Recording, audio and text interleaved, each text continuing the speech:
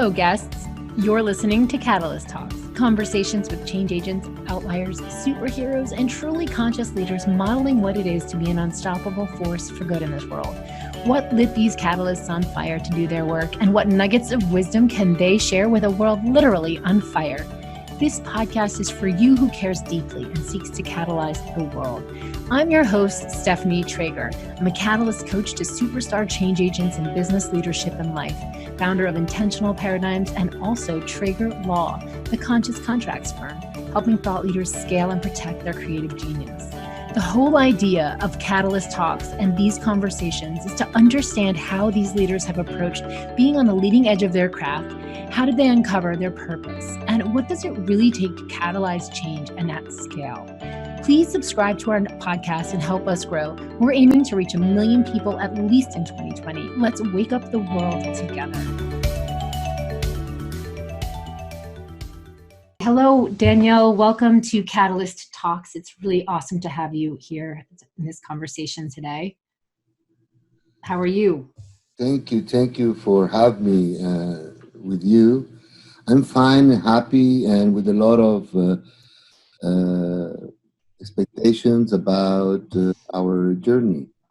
Yeah. So Danielle, we met about a year ago, a little bit more than a year ago, and since then it's just been an amazing opportunity for me to plan this trip. We're going to be planning this trip to Ecuador together, and I wanted to have this conversation so we can get to know who you are, because I know that you've done so many amazing things, and I'd just love to reflect on some of that. So would you tell me about how you started doing the work about the work that you're doing and how you started? Well, the work I'm doing is doing journeys in Latin America to be with indigenous people of different countries and to have the opportunity to meet them and to receive from them their knowledge and their cosmovision to help us to navigate in our life in the modern world, being more grounded and more connected with nature and in harmony with everything around us. So these journeys I am doing since 38 years ago. I started being very young, and I have received so many blessings and knowledge and teachings from the indigenous people that now in my work, my mission became just to pass that to the travelers that come with me to the different Latin American countries. In the journeys that I do, there is always a ceremonial space following the traditions of different countries. That space is always giving us the chance to find ourselves, to deal with our own issues in life, and try to resolve and release things that are not necessary we carry with us in our lives.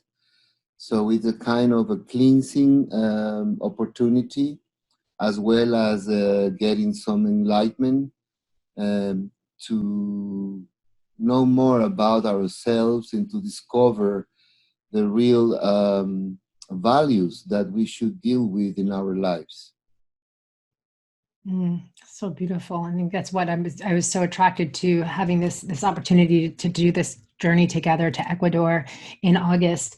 And my experience with you, with the Kogi in 2018, the Kogi people in Colombia, was so profound, and it was so simple and profound at the same time.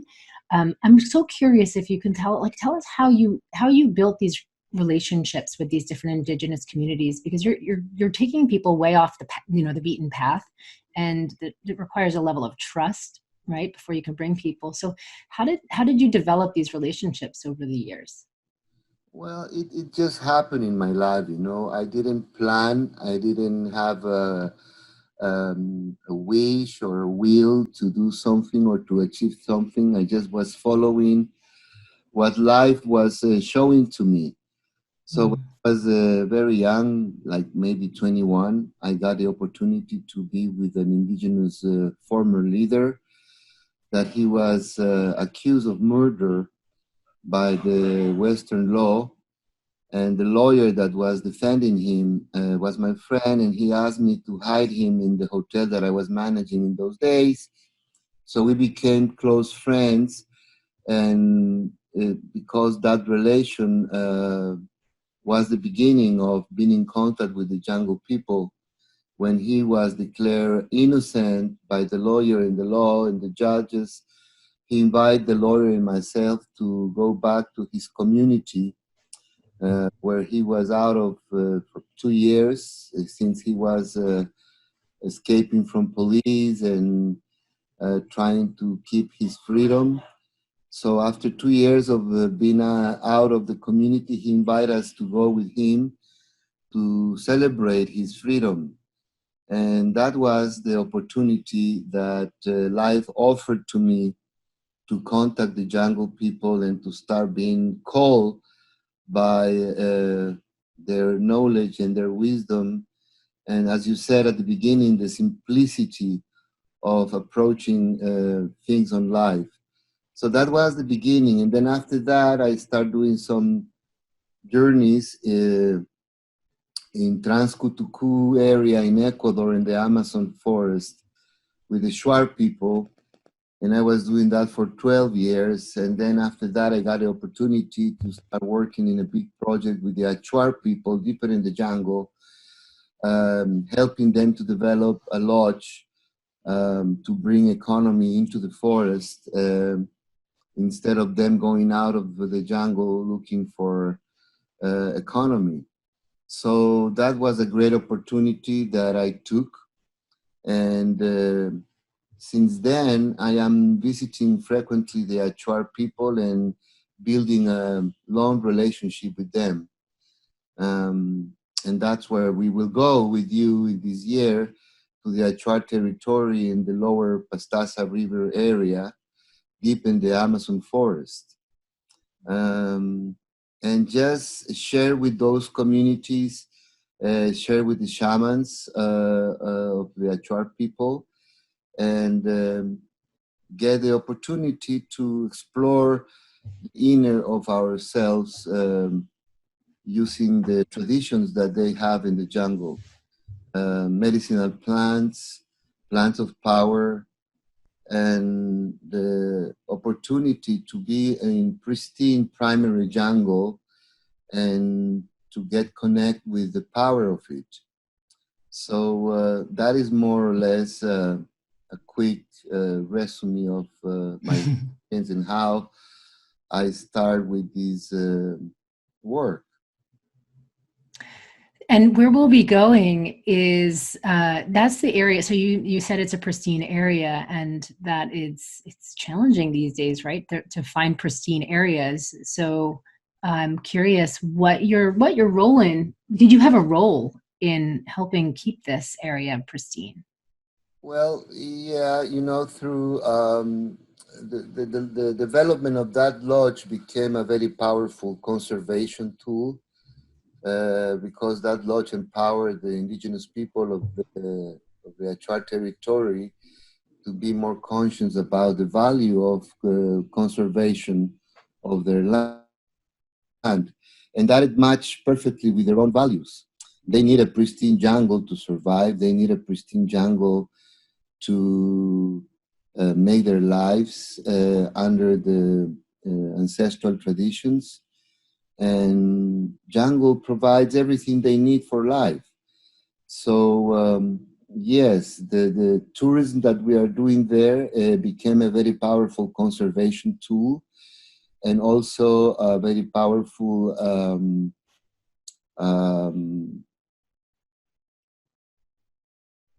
resource for them to relate with the Western world without losing their culture or their territory or the resources that they have in it.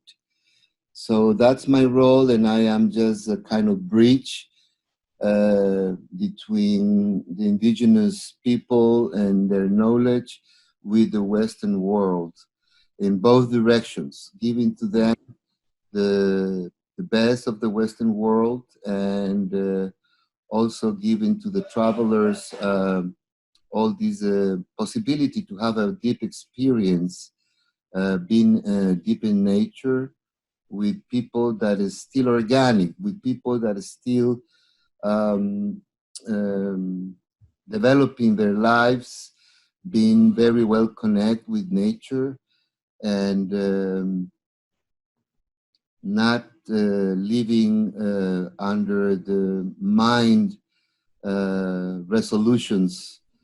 That is always a very complicated, and that's what have us in trouble. You know, our mind, we have to educate it, and being with indigenous people and being connect with nature is a great way to do it. Mm.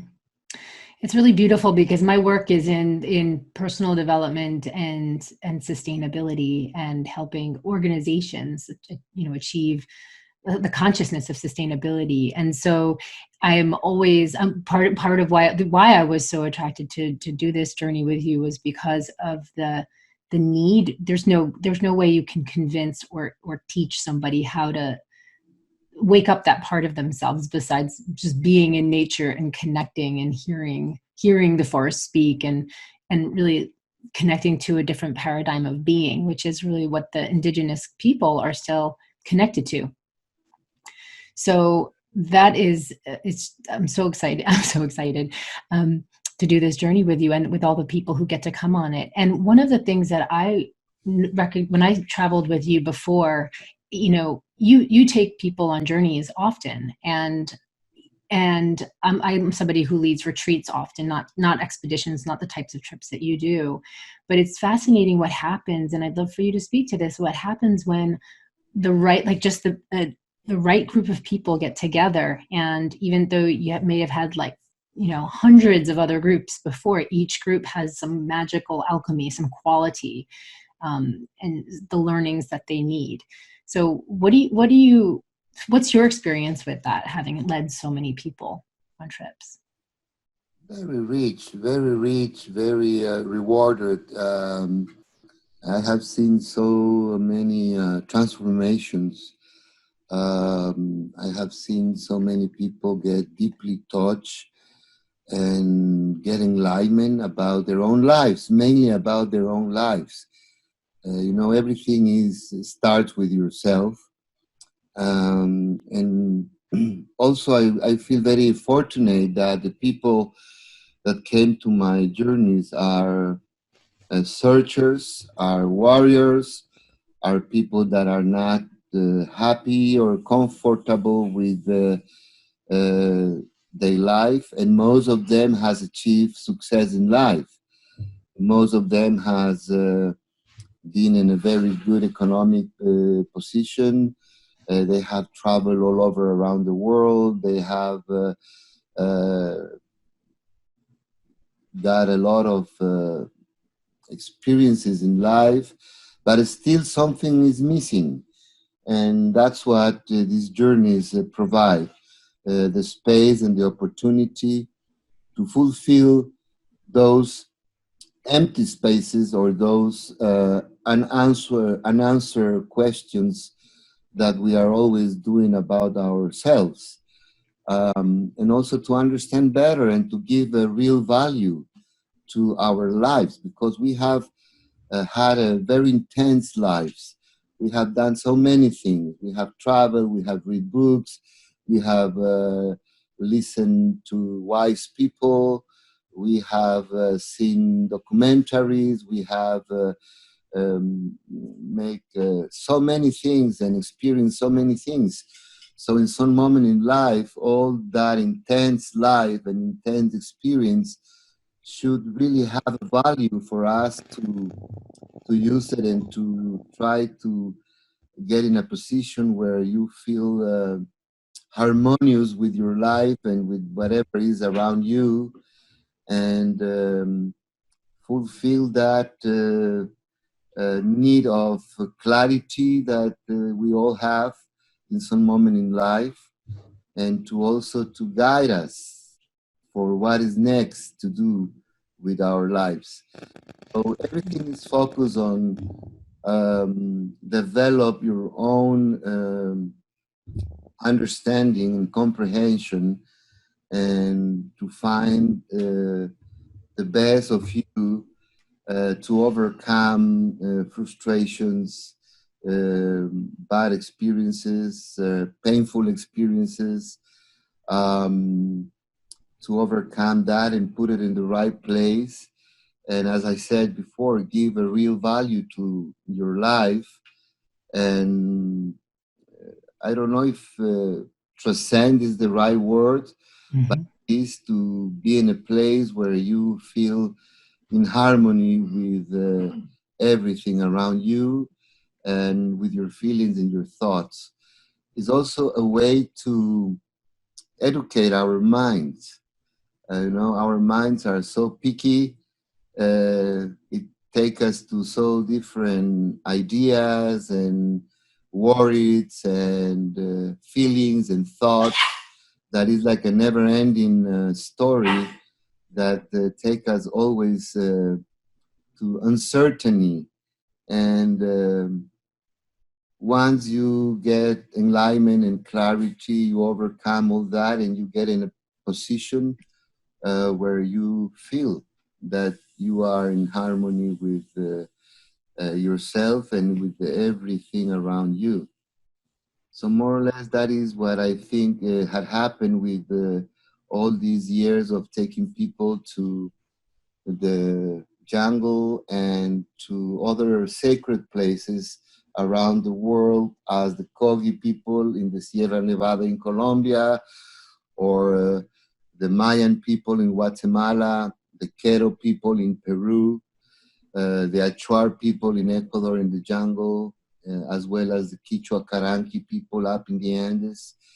So, and every time I go there, even if I have been there so many times, but every time I go there, I feel a kind of fresh air and fresh energy, also for myself.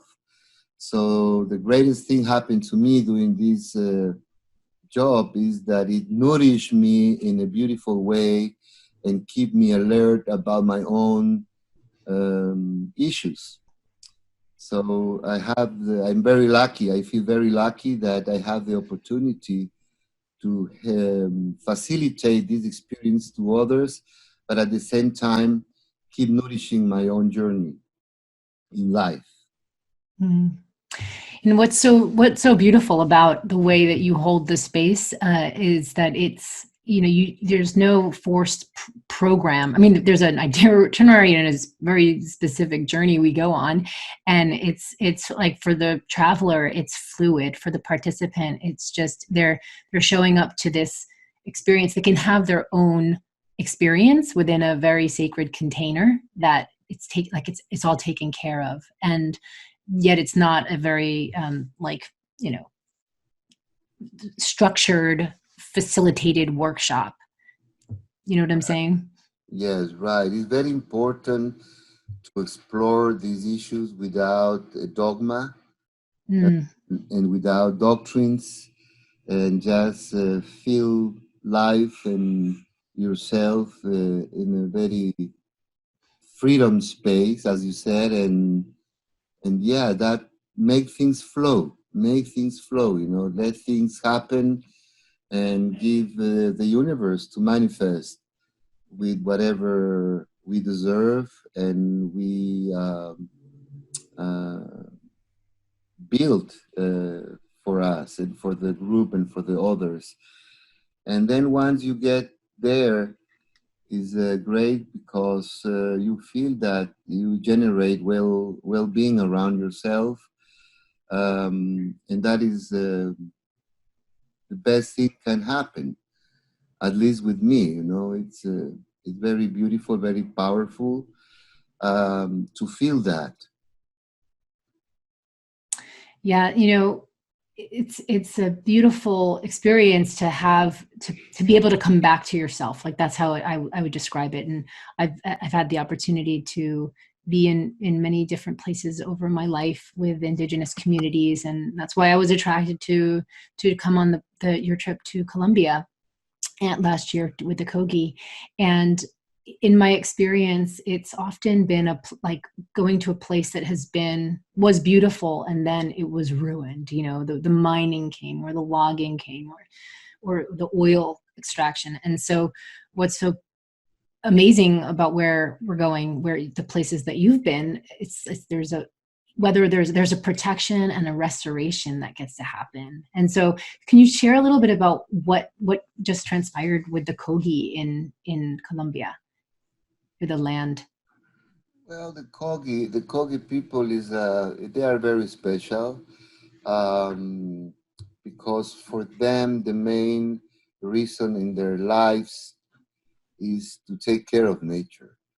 That is the mission they believe they have, and they are living under that mission. They are just living to take care of nature and to make offerings and to give thanks for everything they got, you know, the air they breathe, the water they drink, the products from the earth that they use as food, um, the health of the family, just being grateful and thankful every day and taking care of nature, because they believe deeply that that is the mission for them to be alive in this planet.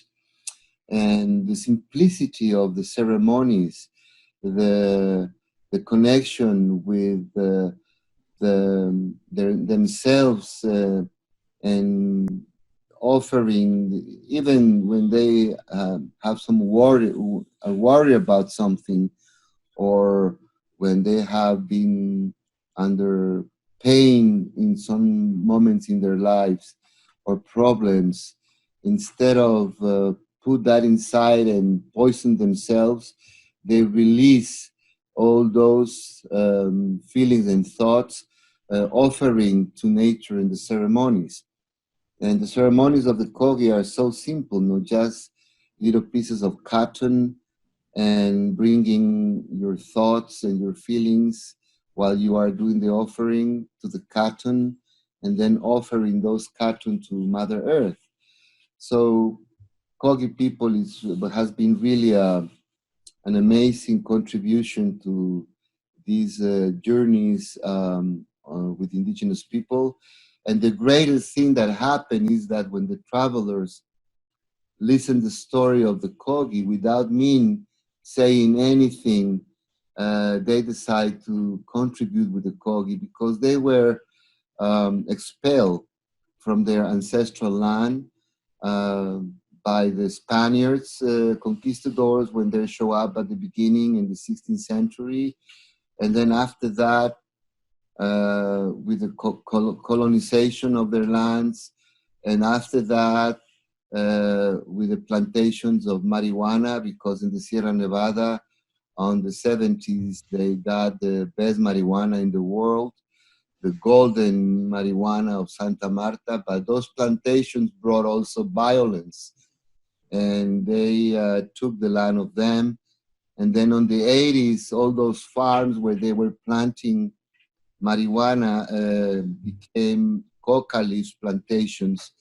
And together with coca leaf plantations, more violence shows up, because the guerrilla of the FARC were there, as well as the paramilitaries. So they were always surrounded by violence and bad people.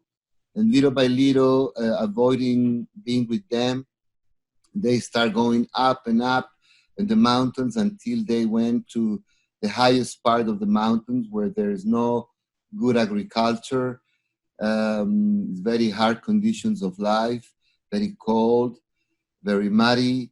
But now that the area is clean, we are helping them to come back to their ancestral land. So what happened this year with the travelers of 2018 is that they brought contribution, economic contribution, and we bought 136 acres of land to bring back 25 families up from the highlands to the good lands where they can plant food and when they can be and have a better quality of life. So the result of these journeys is amazing, beautiful, and I feel blessed that doing this job, all these great things happen.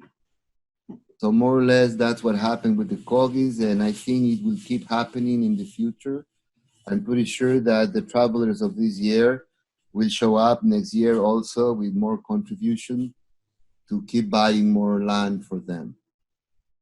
Well, that happened for me when I left. I joined the board of Dream Change, which is John Perkins' nonprofit, and John co-led that journey with you. And that became a huge project for me to continue the fundraising afterwards. And so just, it's amazing. It's amazing to see the outcome. And one other thing I'm curious about is so it happens organically for you. You get to not only witness, but be this bridge to help the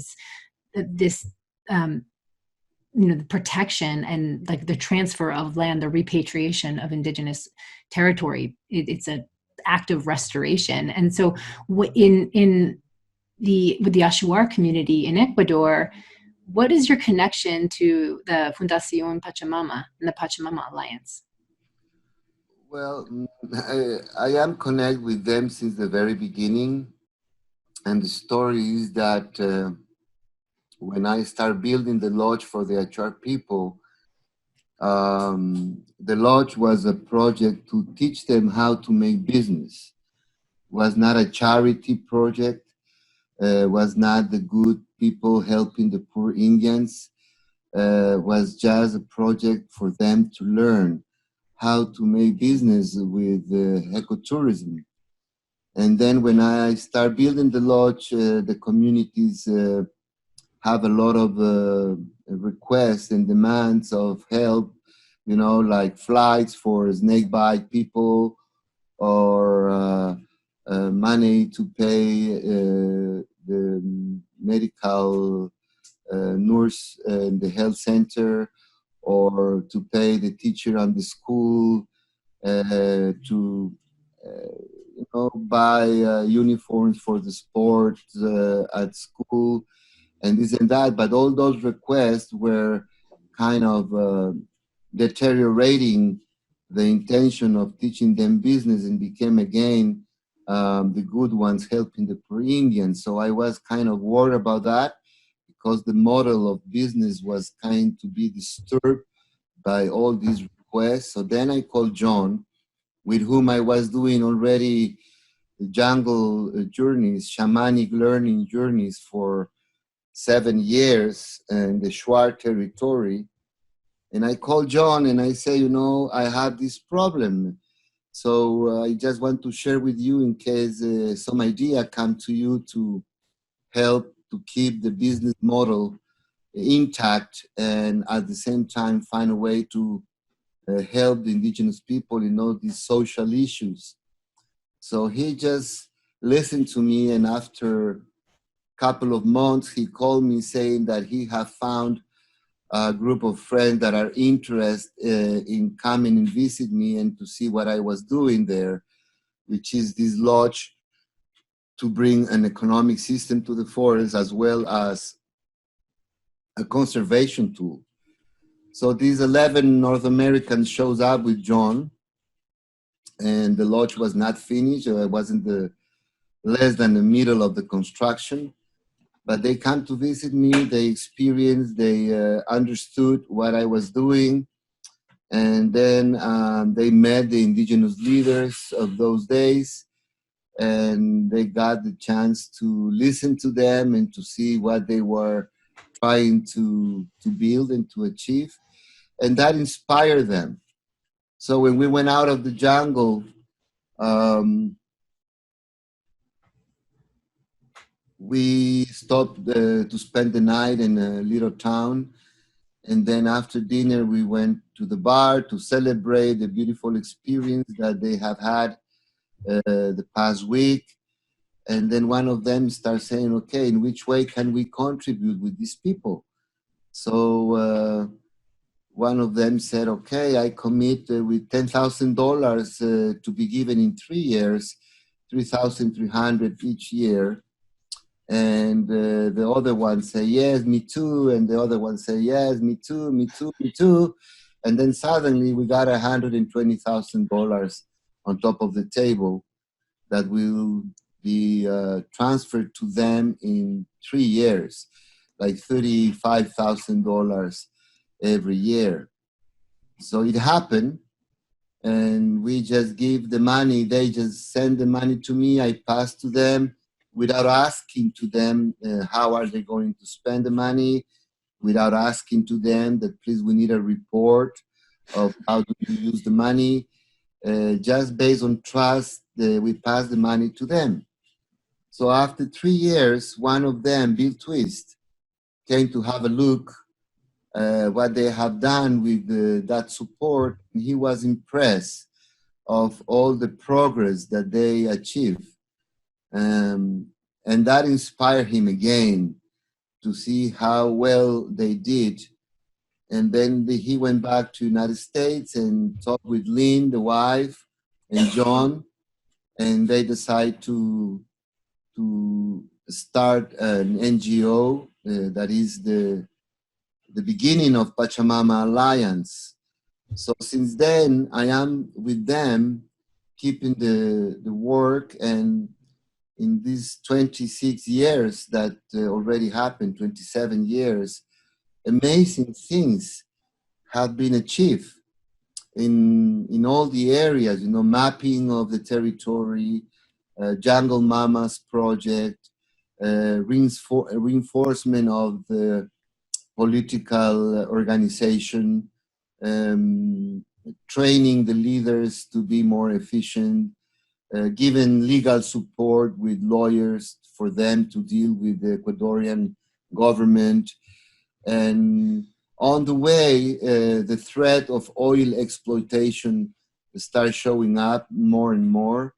And it became today the biggest threat for the territory. And as I told you, it's a very pristine primary jungle, but all that land was give as concession to oil companies from China, Korea, Italy, Switzerland, United States, for them to exploit oil in that land. And indigenous people are making a huge resistance because they don't want oil companies being in their land. They don't want explosives and pollution. Especially in Ecuador, they have seen what had happened already with Chevron Texaco up in the north. They have seen the immense, irresponsible pollution that they have caused, and the damage that they have also caused in the communities.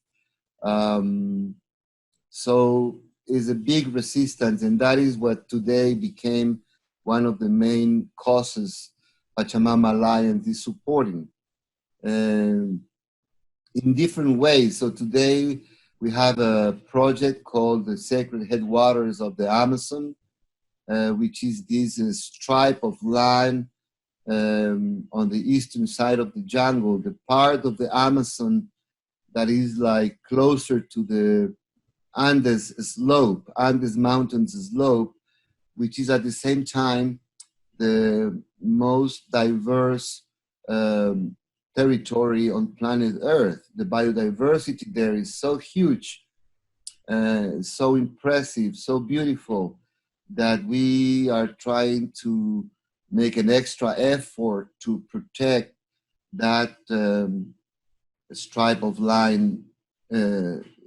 together with the Amazon slopes on the eastern side.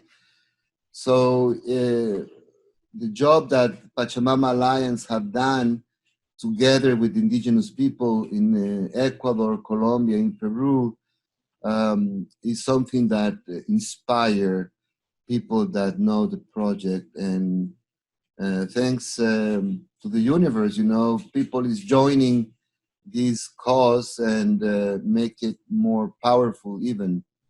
So my experience with Pachamama Alliance is 27 years of doing amazing things in the jungle and protecting this pristine land. Wow, I love hearing that story because I know so much of Pachamama's work, and I know from different perspectives, like John Perkins, his perspective. And for those, if anyone is listening, John Perkins, he wrote a book called the most popular, one of his most popular books was Confessions of an Economic Hitman, and he tells his stories of his time in the Amazon, and he was referring to Daniel in a lot of his work, and so I've had my own experiences in different regions in Ecuador and the Amazon and Peru. And last year was in the Yasuni region, which is totally being hammered by oil. And it's like every day there's convoys, large convoys going into pristine areas. And this one spot where I was. And it seems like there's very little support. There's not a strong network that exists in this region where you're referring to, Danielle. And so that's what's happening. That's why it's happening, right? And so the work that you've done it's amazing. Just even holding that space and letting them do their own organizing. Like, you're right, it's not the big white savior coming in or the other people coming in to save them, but that's what seems to catalyze, is when we just hold the space and say, here, we're in solidarity with you. And how can we, take responsibility for our part in this? So I love that about your work. Thank you. Yeah. And so let's just talk a little bit about the journey that we're going to be doing together. And it's in August of 2020. We are leading what is called the Purpose Expedition. And just a high level overview, what would you say about why would you tell people they ought to come and experience this journey, especially right now with the way the world is going?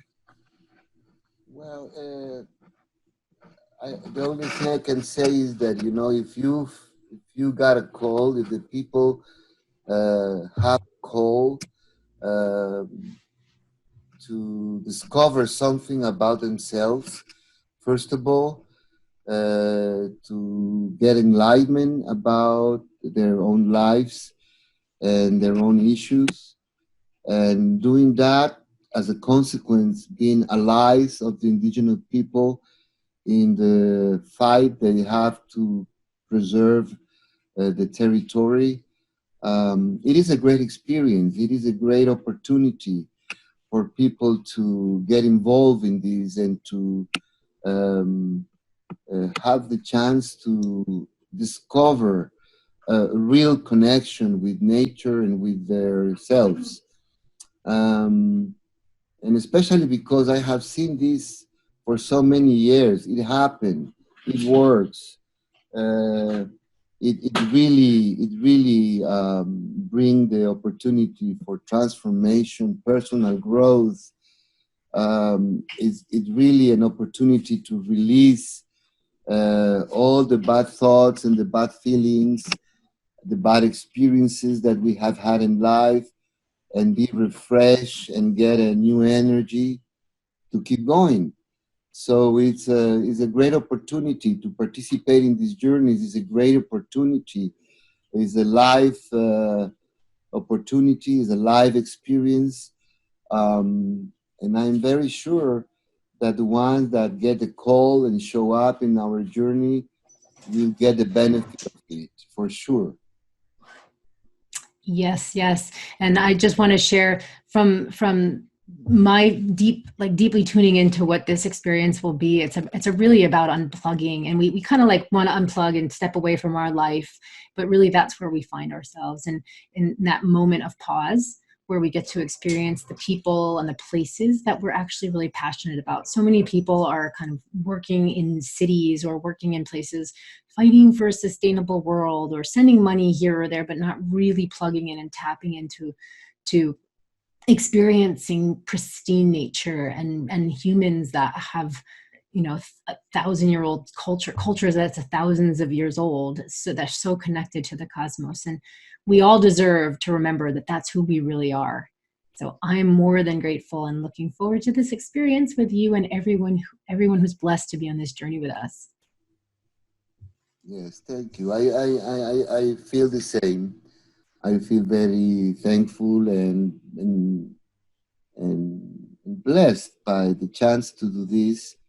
So I really want that some people get a call and join us to have together the opportunity to share this space and to practice ceremonies and to feel the way Indigenous people conceive life and to learn from them and to get the benefit for us of that. So yes, I am very happy, and I hope that we got some friends join us in this journey. Mm. And what's one last nugget you would share, nugget of wisdom, since you have so much? What's a nugget of wisdom you would share with the world of listeners right now who are needing something to just catalyze a transformation? Well, wisdom is something that is not easy to achieve or to understand, because what we get most of the time is knowledge, information, knowledge and more knowledge. And there is a moment in life when all that knowledge has to transform in wisdom. But wisdom do not come from outside.